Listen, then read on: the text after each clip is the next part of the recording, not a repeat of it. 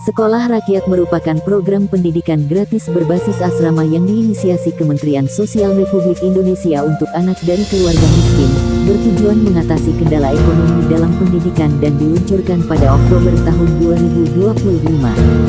Sekolah ini tidak dipungut biaya dan gratis 100%, termasuk asrama, makan, dan seragam, dengan biaya operasional ditanggung Kementerian Sosial serta rehabilitasi fisik oleh Kementerian PUPR. Sekolah ini diharapkan dapat meningkatkan kualitas sumber daya manusia di Lhokseumawe khususnya dengan memberikan akses pendidikan yang layak dan setara. Dibangun di atas tanah seluas 8 hektare di Desa Jelikat, Kecamatan Belangmangat, Lhokseumawe, Aceh. Pembangunan dan peletakan batu pertama dilakukan oleh Wali Kota Lhokseumawe Sayuti Abu Bakar. Ia menyebut bahwa pembangunan sekolah rakyat ini ditargetkan dapat difungsikan pada tahun ajaran baru di bulan Juli tahun 2026 mendatang. Assalamualaikum warahmatullahi wabarakatuh.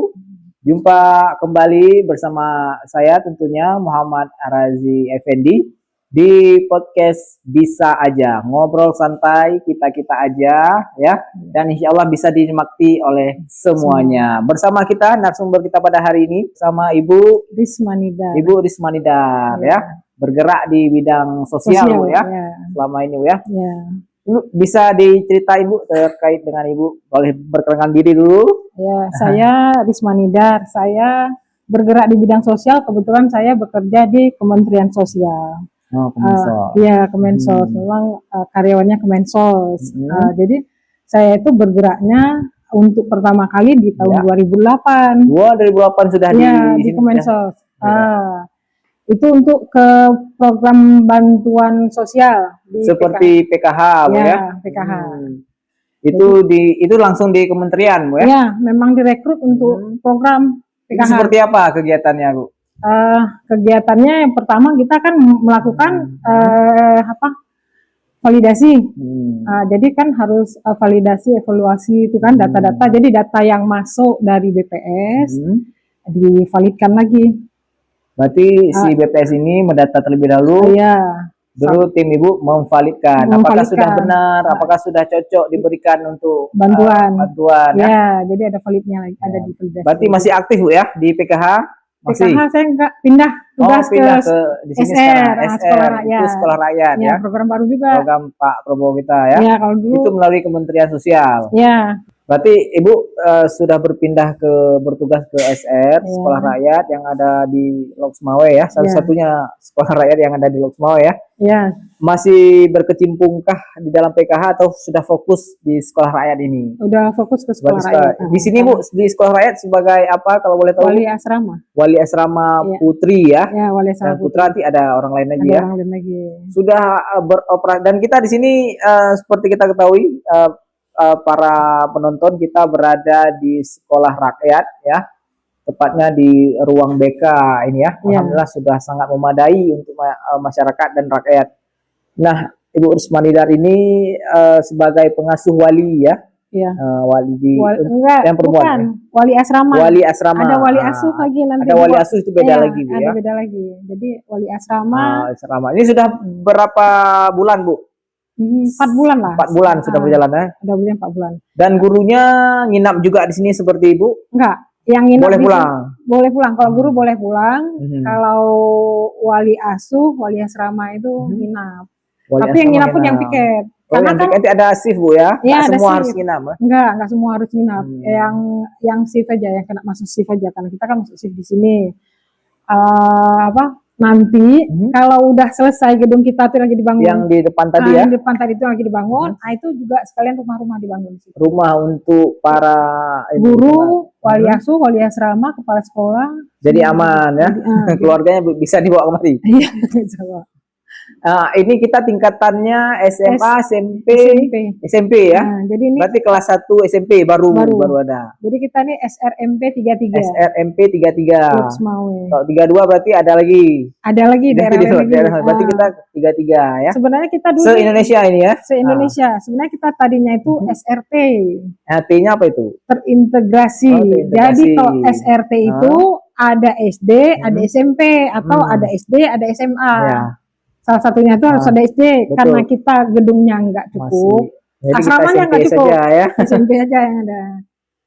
Karena kan dia diminta SD diminta 2 rombel, 1 rombel 25, berarti Betul, 2 betul. rombel 50 Hmm. anaknya kan. Hmm. SMP diminta 3 rombel, 3 rombel itu berarti 75. Karena gedungnya cuman muat untuk anak 75 orang. Berarti jadi kita hanya tingkat SMP SMP saja. aja. Berarti 3 rombel di sini ya. Alhamdulillah sudah berapa 3 bulan Bu ya? 4 bulan. 4 bulan Bu ya. Masuk bulan keempat. Ini apakah anak lo semua di sini Bu? Ya. Ya. 75 semua ya. Semua tuh. Cara rekrutnya seperti apa? Kalau kita ketahui kan ada di web kan, kalau guru-guru dan pengasuh tadi kan. Nah untuk siswa sendiri seperti apa rekrutnya? Kalau siswa untuk yang pertama itu kita rekrutnya dari peserta PKH. Peserta PKH. Yang desil 1, desil 2. Kadang-kadang berarti kan semua kecamatan ada di sudah di sini. Yang paling banyak di sini justru dari kecamatan Blangmangat. Blangmangat dan di sini Blangmangat juga. Jelekat paling banyak tuh anak Jelekat yang mau ke sini karena kebetulan dekat. Nah, tapi kalau misalnya dari Bandamasen itu kan saya udah sempat cari itu kan. Mereka nggak mau karena jauh kemari. Saya bilang kan masih di Kota Losmawe. Tuh. Kan nggak jauh kan. Otomatis mereka gratis Bu ya? Gratis semua. Dari ujung kaki sampai ujung rambut. Makan, minum. Makanya saya sempat ditanya juga, ini ada MBG-nya nggak? Ya seperti apa MBG-nya? Saya bilang, kalau MBG lah. MBG kan cuma makan siang gratis kan? Ya, nah, kita makan pagi gratis, makan siang gratis, makan malam gratis. Itu termasuk gurunya? Enggak, pengasuh? Itu anak, enggak. Itu hanya untuk anak saja. Ditambah dengan snack 2 kali sehari, pagi sama sore. Snack itu kacang kah, buah-buahan, roti, kue. ya? Kadang-kadang kue basah dengan susu. Kadang-kadang roti kering sama susu, kadang-kadang roti basah juga dengan susu. Dan mereka otomatis tidak bayar Bu ya? Ya, gratis. Ini langsung dananya dari pusat ya? Ya. Dan ini adalah salah satu program yang diprioritaskan Bapak Presiden kita. Ya. Selain tadi juga udah beberapa juga Pak Prabowo seperti sekolah Garuda itu yang hanya fokus kepada teknologinya ya. Sekolah Garuda setingkat SMA. Ya, tingkat SMA sekarang yang di sini di Banda Aceh. Ya. Ini fasilitasnya sudah lengkap semua. Fasilitas. Misal laboratorium, lab bahas belum ya? Belum sampai semua barang kan kita masih dalam ini banyak lagi pengiriman barang. Tahapan seperti patung di biologi, patung IPA. Ya, patung udah ada. Patung udah ada. Untuk patung biologinya udah ada. Cuman karena saya bukan guru ya, jadi saya nggak kurang tahu kali juga. Kurang tahu. Ini berarti anaknya 75. Ini kegiatannya hanya belajar sajakah di sini pagi sampai sore, malam juga sampai malam juga kan kita di sini sama kayak pesantren. Semi pesantren lah. Semi pesantren karena kan berarti kita pagi bangun subuh ya. Subuh dibangunkan. Kemudian olahraga. Sholat subuh. Sholat subuh berjamaah semua. Selesai sholat subuh kita programnya itu kebersihan, mendidik kedisiplinan anak. Jadi anak-anak harus bersihkan semua tempat tidurnya. Itu kan kamar tuh dirapikan semua bersih. Itu jadi mulai dari pagi lah, kemudian pagi sekolah, siang juga ya? Siang sekolah, sore olahraga. Terserah bebas olahraganya sore. Kemudian malam kita ada pengajian. Panggil ustadz. Ada ustadznya kemarin ya? Ada datang ustadznya. Jadi berkumpul semua sama pengasuhnya? Enggak, ustadznya ada ustadz perempuan untuk yang perempuan, yang laki-laki untuk ustadz laki-laki. Nah, jadi nanti ustadznya nanti dibagi semi pesantren lah ya. Iya, semi pesantren. Nanti sama ustadznya itu nanti kalau untuk pengajian yang udah pintar. Itu kitab Bu ya? Enggak. Ada kitab baca Quran juga, kitab juga. Nah, kalau baca Quran itu yang udah bisa baca Quran, itu sama ustadznya di atas. Nah, kalau belum bisa yang belum bisa itu sama saya. Jadi yang ikra tuh di saya nanti ada 10 anak yang ikraknya sama saya itu belajar ikra. Nah nanti kalau udah bisa dia nanti baru ke ustadznya karena ustadznya satu, nggak mungkin kan dia kan dari baca Quran sampai yang ikrar juga dia itu kan ya nggak. Jadi ustadznya minta tolong bantu ke wali asramanya itu minta tolong kalau yang dia kan tanya Bu boleh nggak Bu katanya itu ini nanti kalau yang belum bisa baca diminta ibu aja yang dampingin boleh katanya. Saya bilang boleh, saya bilang kalau untuk ikra boleh, saya bilang kalau buku-buku kitab ada masih kurang Bu atau masih butuhkan dari donasi nanti mungkin ada beberapa teman-teman kita yang ingin menyumbang apakah bisa boleh kalau buku boleh kalau untuk buku apa aja boleh disumbang boleh Mas ya untuk kita Quran ya mereka-mereka yang di sini kan. Iya, untuk mereka-mereka yang sini. Tapi kalau untuk Quran kayaknya udah Sudah cukup ya. udah cukup untuk Quran. Tapi mungkin kalau misalnya untuk yang lain, buku-buku agama yang lain, kalau memang mau disumbangkan kemari boleh. Kan agama itu kan ada banyak ya. Betul. Tajwidnya mungkin mau nyumbang buku tajwid gitu kan, boleh. Atau mungkin ada mau sumbang kitab ke sini boleh kita terima. Ini mungkin setelah pembangunan selesai mungkin juga ada nanti peningkatan untuk anak SMA, jenjang SMA dan SD ya, targetnya seperti itu Insya Allah, ya. Insya Allah, Pak Wali Kota kita ya. Iya, Insya Allah tahun ini kalau selesai yang bulan 6 ini ya. bulan 6 ini itu SD, SMP, SMA tenaga baru ini penerimaannya. Makanya nanti banyak ada guru-guru, banyak guru rekrutmen. Iya, baru lagi nanti. Tapi untuk yang ini juga kita udah tambah nih, udah ada tambah 5 orang wali asuh. Wali asuh, betul. Nah, jika kita melihat ada peserta didik yang mau masuk kemari, seperti apa? Kadang ada yang dia memang putus sekolah dan juga miskin, mungkin Bu ya di luar sana. Apakah bisa bisa join ke sekolah rakyat? Boleh. Kalau memang dia betul-betul miskin dari keluarga miskin, putus sekolah, boleh langsung dibawa ke sini aja. Nanti kita akan validasikan, maksudnya kan bisa nanti dari desa mana. Nanti tinggal kita mintakan pendamping PKH. Karena biasa itu kan rekrutnya mulai pendamping PKH. Nah, nanti ada namanya kasih ke saya boleh, nanti saya hubungin pendamping PKH, karena kan saya kenal semua nih kan, kawan-kawan semua nih di pendamping PKH. Nah, nanti saya desa ini sini, udah nanti saya telepon dia untuk menghubungin ibu yang akan masuk ke sini anaknya. Dan misalkan ada anak SR yang mau pindah ke SD negeri mungkin nggak bisa. Nah, itu yang nggak bisa ya? Enggak, itu kalau memang dia mau keluar dari sini berarti dia harus sudah munduran diri. Dan berarti dia sudah mampu. Ya, menyekolahkan anaknya. Ya. Begitu ya. Kalau yang setahu saya ya, kalau dia udah sekolah di SR, kemudian anaknya dicabut enggak, itu biasanya PKH-nya mental. Mental ya. Keluar dari PKH. Nah, misalkan mereka ini kan tingkat SMP ya. Ya.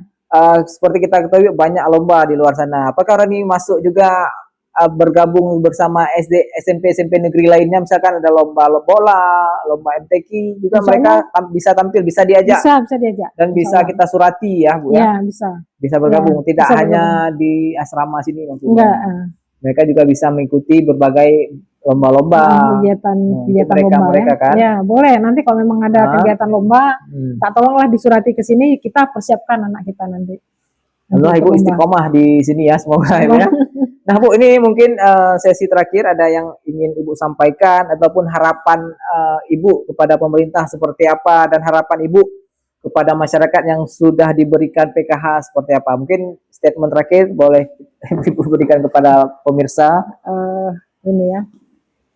Kalau saya harapan saya itu kalau bisa peserta PKH itu yang apalagi kan yang di desil 1, desil 2 itu kan yang memang hidupnya itu kan kita kan bisa lihat agak-agak inilah ya, maksudnya perlu dukungan gitu. Enggak usah malu untuk anaknya disekolahkan ke SR. Karena kebanyakan itu waktu saya minta gitu kan tuh anaknya sekolah di SR gitu. Pada nggak mau. Enggak apa-apa, anak saya pilih ke pesantren aja gitu kan. Kalau saya maksudnya kalau bisa, kalau memang di sini ada yang kadang-kadang ibu-ibu ini gimana ya, kok saya ngelihatnya seperti kesannya itu gengsi. Gengsi pada tetangga mungkin. Iya, ya. Padahal kan, nah sekarang ini justru malah begitu pas lihat SR di TikTok, nah baru mereka itu tertarik gitu. Ingin masuk ya. Mau masuk. Nah, yang saya takutkan ke depannya ini karena udah terlalu rame itu bakal ada seleksi. Susah karena nggak mungkin kan kita kan betul. Ya itu kan ada batas kuotanya itu kan. Apalagi nanti yang diminta desil 1, desil 2 otomatis ya di desil 1 dulu. Cuman kadang-kadang masalah desil ini saya agak riskan juga. Karena desil itu kadang-kadang nggak tepat sasaran. Nggak tepat, karena nanti katanya desilnya desil 5, kita tengok ternyata enggak layak dia dikatakan desil 5, lebih tepatnya dia ke desil 1 atau desil 2. Nah, itulah saya bingungnya itu, maksudnya dari BPS-nya sendiri minta tolong kalau bisa ke BPS-nya. Harapan saya ya.